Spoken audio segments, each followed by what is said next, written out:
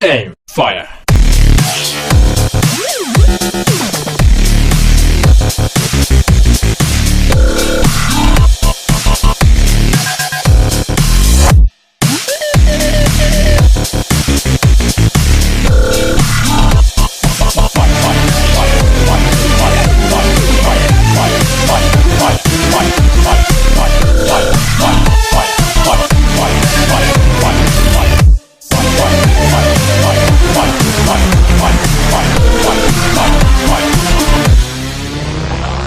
Crossfire Nation, I'm your host, Jessica Hodder. Welcome back to Engage. We missed you guys. So if you missed last Sunday's Mayhem, you missed so much good stuff, some serious chaos and some good matches. So today I have Priestan Xentrideus staying with us. Priestan? Thanks, Jess. Priestan Xentrideus here with your 5-minute 3 count, brought to you by Niagara's classic rock, Giant FM 91.7. Tyler Turva and Primo Scordino locked it up with both men looking for a win, each coming off a loss.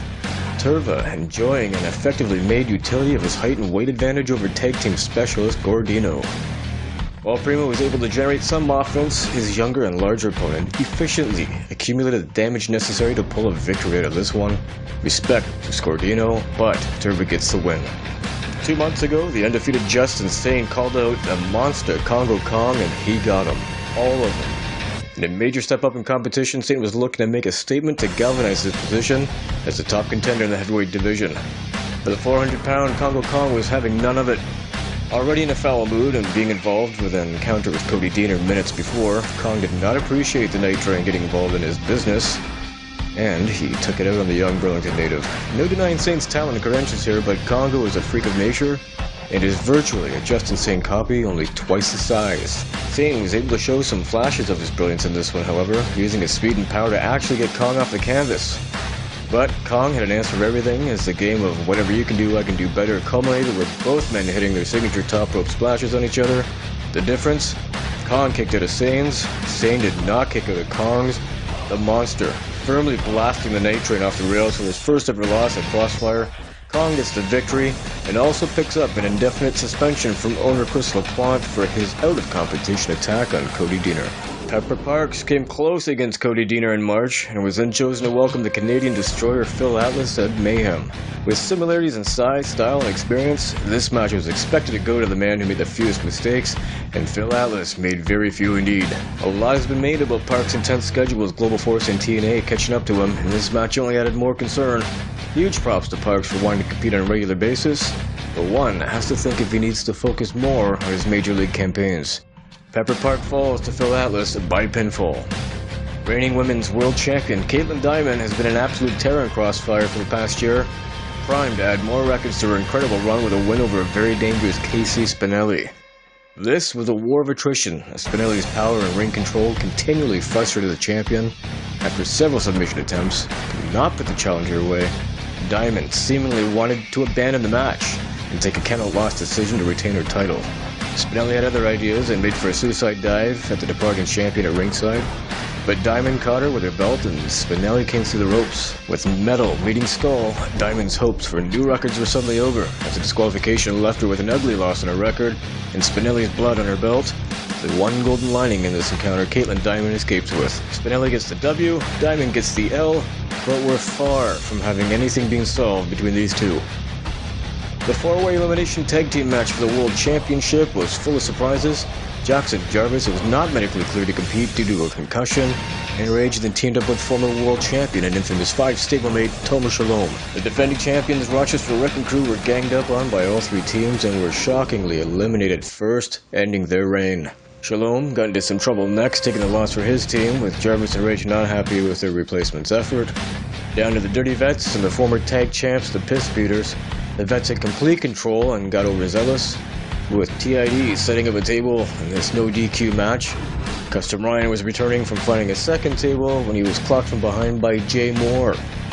With Marcus Ryan out of the way, Jake O'Reilly and Anthony Darko turned the tables on TID and placed him through it with a double chokeslam, pinning him and picking up their second Crossfire World Tag Team Championship, once again with their longtime friend, infamous Jay Moore.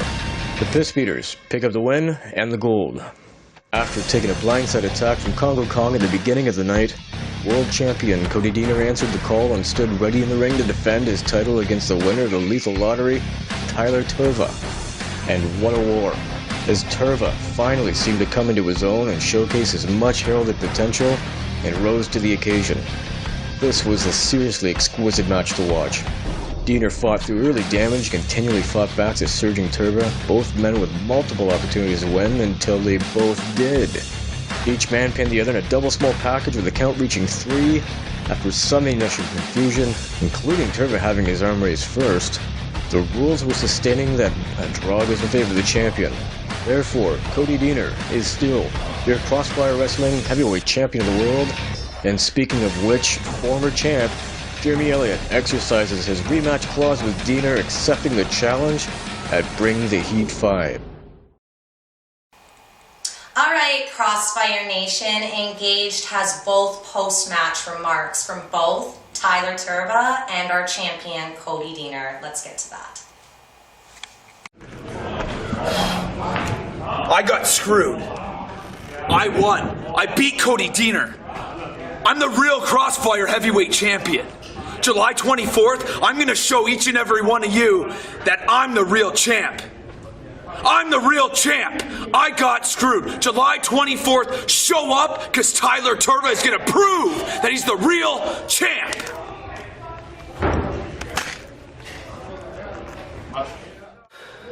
The real champ.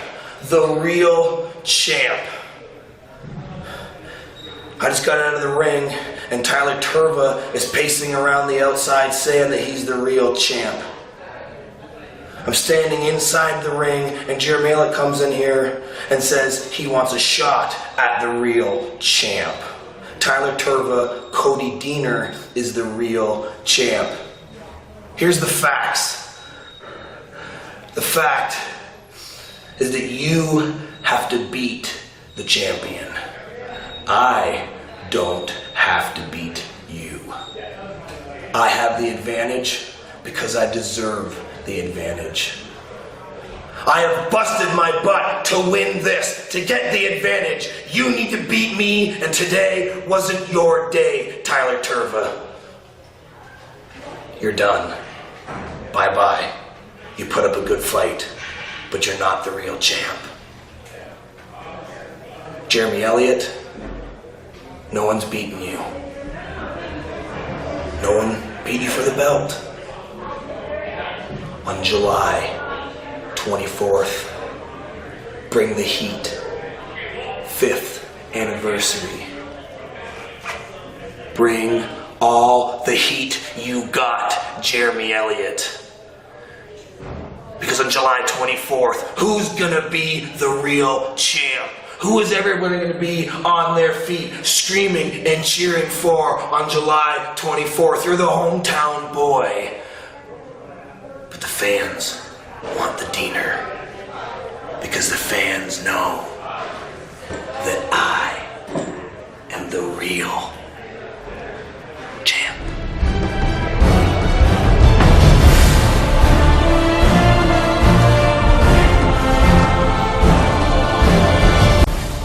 Thanks for logging in to Crossfire Wrestling's Engaged, you guys. Stay tuned for Bring the Heat, Sunday, July 24, 2016, in St. Catharines, Ontario. All the champions will be there and we will be ready.